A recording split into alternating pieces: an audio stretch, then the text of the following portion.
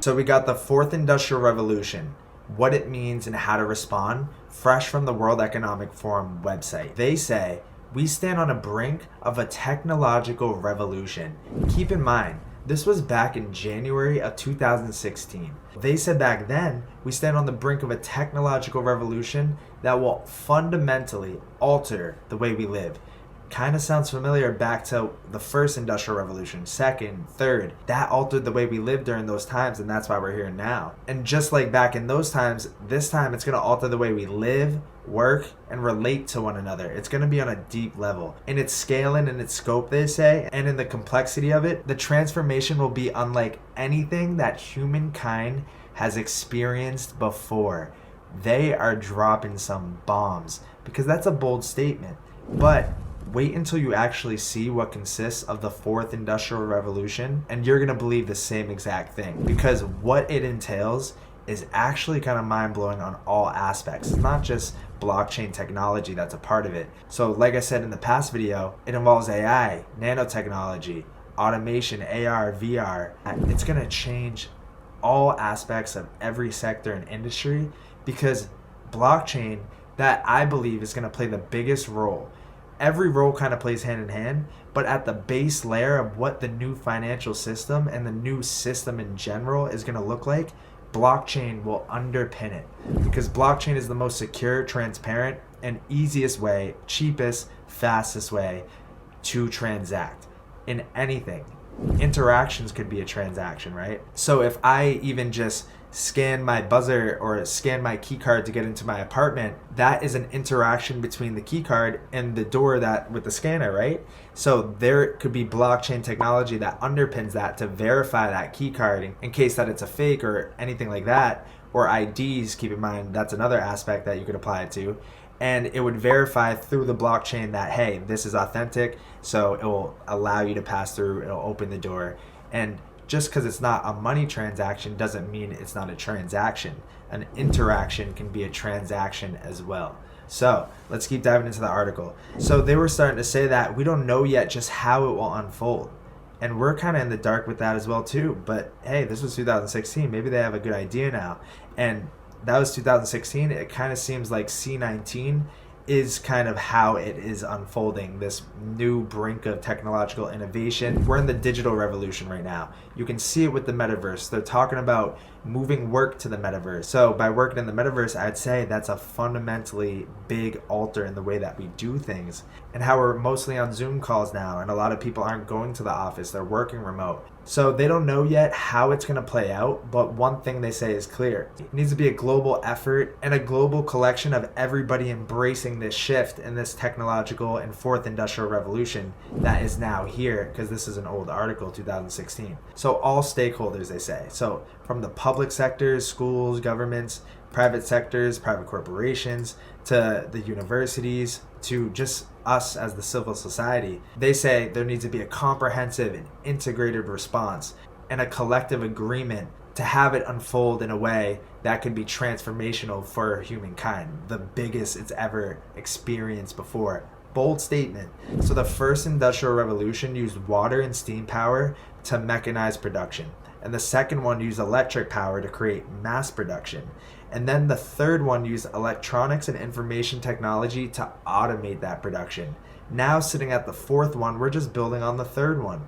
And the digital revolution that has been occurring since the middle of last century, it's been characterized by the fusion of technologies that is blurring the lines between the physical, digital, and biological spheres. I'm going to pull up an article where this was recently talked about. So this verbiage, the physical, digital, biological worlds converging, this was used back in 2016. I'm going to pull up a new article that mentions that same verbiage from a high-level source to pay attention to. So I'm going to look up right now on Google the convergence of the physical, digital, and biological worlds. And we're going to pull up some recent narratives that have been playing out suggesting we should move towards this, or suggesting that, hey, we are moving towards this. And we can relate what's being said now to compare it back to that article from the World Economic Forum from 2016 and seeing if we're actually here at that stage of the fourth industrial revolution really unfolding in that watershed moment, as I talked about in the last video, I believe, happens, right? So let's dive into that article. So we have one right here. So the Chief Technology Officer and Professor at the University of Rhode Island, talking about the convergence of the digital with the physical and the biological. Same verbiage, and they even calls out the fourth industrial revolution. So remember in that article they said getting the academia on board? Here's an example of that right here, September, October 2021. And that article was January 2016. So 5 years later, and same verbiage is being said. Talking about the blurring of the lines between the physical, digital, and biological domains is a fascinating observation. Talking about these technologies are disrupting existing industries and transforming today's production, management, and governance systems in their entireties. So in here it says, what does it exactly mean that the lines between the physical, the digital, and the biological spheres are getting blurred? What does that mean, right? So how would that relate to the future and life in general? What would it be like? It's hard to imagine it. But he starts to dig into it here and starts to paint a picture of what the future system and life could be like after the fourth industrial revolution, and what is powering that shift and that big transformation. If you're new to crypto, or if you've been in crypto for a while and you still don't feel like you have a strategy, then we have the perfect thing for you, because it's one thing to have a strategy, but it's another thing to automate that strategy. So what we're doing right now is a waterfall flash sale. This is the start of week 1. We just launched our Stargate automated experience, which gives you access to utilize our custom automatic trading bots that we built for XRP, XLM, HBAR, Algorand, and a bunch of other altcoins. If you're sick and tired of watching the charts every single day, worrying, stressing, guessing about prices and if it's going to go up or down, then look no further than this, because this is the holy grail for any crypto holder or trader. So virtual and augmented reality. What is driving the blurring of the physical sphere with the digital is the technologies of virtual, augmented, and mixed reality. Many of us remember Google Glass, which was released in 2013. That's funny, I do remember that. And I was young at that age. But some libraries purchased and lent those to library patrons for hands-on experiences.